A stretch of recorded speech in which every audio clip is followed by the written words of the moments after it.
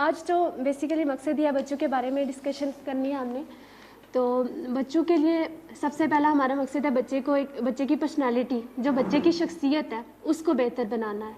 बच्चे को ना सिर्फ स्टडी की तरफ ही नहीं लाना, बल्कि उसे जो हम दुनिया में जो उसने रहना है उसके अंदाज़, उसके तौर तरीके, ये सब कुछ हमने बच्चे के अंदर डेवलप करने होते हैं।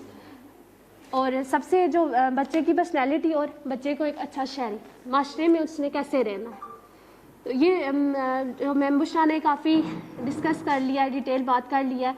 और मैं अपने सब्जेक्ट के हवाले से कुछ बातें करना चाहूँगी।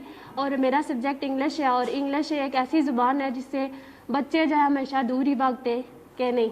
उर्दू तो हमारी कौमी ज़ुबान है, लेकिन जो इंग्लिश ज़ुबान है वो एक इंटरनेशनल लैंग्वेज है, और ये लैंग्वेज बच्चे की जब तक इम्प्रूव नहीं होगी इससे बेहतर बच्चा फिर नहीं कर सकता। तो मुझे जो मसाइल पेश आते लैंग्वेज में, इस सब्जेक्ट में, वो बच्चे की स्किल्स हैं। 4 स्किल्स हैं लैंग्वेज में। बच्चे की रीडिंग है, राइटिंग है, स्पीकिंग है और उसकी लिसनिंग है। जब तक बच्चा एक अच्छा लिसनर नहीं होगा, वो एक अच्छा स्पीकर नहीं होगा, अच्छा रीडर नहीं होगा, उसकी राइटिंग का मसला होगा।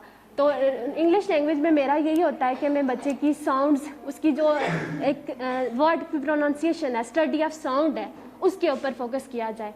जब ये हमारी नेटिव लैंग्वेज नहीं है इंग्लिश जो है, हम इसको सीखते हैं, अडॉप्ट करते हैं, तो इस ज़ुबान को सीखने के लिए उसकी साउंड पे स्टडी करनी होती है कि कैसे वर्ड को प्रोनाउंस करना है और कैसे उसको रीड करना है। हम जब इस ज़ुबान को सीख रहे होते हैं तो हम इसको अपनी ज़ुबान में ही सीख रहे होते हैं, उसको ऐसे ही रीड कर रहे होते हैं, लेकिन ये स्टडी ऑफ साउंड है, इसको साउंड के साथ स्टडी करना पड़ता है। तो हर पेरेंट भी घर में वैसा नहीं जानते इस सब बातों को। मेरी कोशिश होती है कि मैं बच्चे से पहले रीड करवाऊँ, कि उसको जानने की कोशिश करूँ कि वो कैसे रीड कर रहा है, फिर मैं उसे खुद रीड करके बताती हूँ कि ऐसे पढ़ना है। लेकिन वो बात वही है कि जब तक बच्चा प्रैक्टिस नहीं करेगा, घर जाके बुक्स को उससे टच नहीं होगा, उसकी रीडिंग नहीं करेगा, तो फिर उसकी इम्प्रूव नहीं होगी।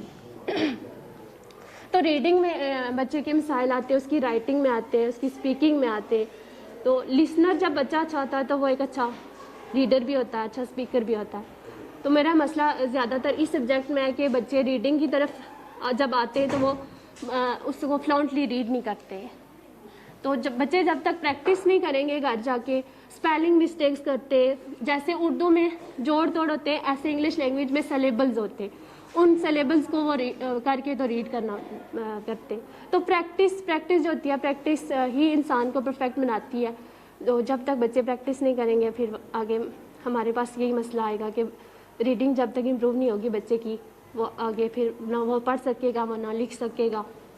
तो यही मसले हैं। इन मसलों को डिस्कस करने के लिए हमने आपके साथ एक सेशन रखा हुआ है कि इंग्लिश को हम कैसे स्ट्रॉन्ग करें, इस ज़ुबान को। आप अपना सजेशन क्या देंगे, कैसे, कितना टाइम बच्चा ले जो इस ज़ुबान के ऊपर लेगा तो वो उसको आगे लेके चल सके। ये जो ज़माना आ गया, ये टेक्नोलॉजी का ज़माना आ गया है और हमारे दौर में भी ऐसा होता था, हमारी माएँ पढ़ी लिखी नहीं थी यार दो, लेकिन वो हमें बुक दे के बिठा के रखती थी, बेटा इतने घंटे बैठना है आपने, 2 घंटे आपने पक्का बैठना है, बुक खोल के बैठे रहना है, पढ़ना है या नहीं पढ़ना है, कुछ ना कुछ करना ही है। चले ठीक है, थैंक यू।